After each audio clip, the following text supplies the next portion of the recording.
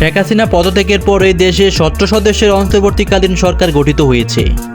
অন্তর্বর্তীকালীন সরকারের যুব এবং ক্রীড়া মন্ত্রণালয়ের দায়িত্ব পেয়েছেন বৈষম্য বিরোধী ছাত্র আন্দোলনের অন্যতম সমন্বয়ক Asif Mahmud.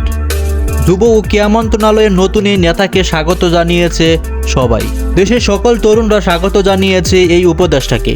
Bangladesh cricket board, football federation এবং সকল সংগঠন আসিফ মাহমুদকে শুভেচ্ছা জানিয়েছে।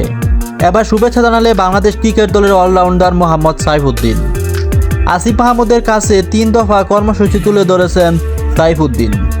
তিনি তার অফিসিয়াল ফেসবুক পেজে লিখেন, অভিনন্দন আসিফ মাহমুদ ভাই, আপনি যেহেতু কুমিল্লার সন্তান, আমি পার্শ্ববর্তী জেলা ফেনীর ছেলে হিসেবে আপনার প্রতি অনুরোধ থাকবে, সারা বাংলাদেশের সমস্ত জেলা ক্রীড়া সংস্থা অযোগ্য লোকদের বিদায় করে যারা সত্যিকারের ক্রীড়াবিদ ও ক্রীড়া সংগঠক, দেশকে ভালোবাসে এবং দেশের ক্রীড়াঙ্গন নিয়ে কাজ করতে চাই, এমন লোকদের জায়গা করে দিন। দুর্নীতিমুক্ত ক্রীড়াঙ্গন এবং সমাজ চাই আমরা। ডক্টর ইউনূস স্যার একটা কথা বলেছিল গত পরশুদিন সম্ভবত, পুরানোদের দিয়ে আর কিছু হবে না, কারণ তাদের চিন্তা ভাবনা পুরানো।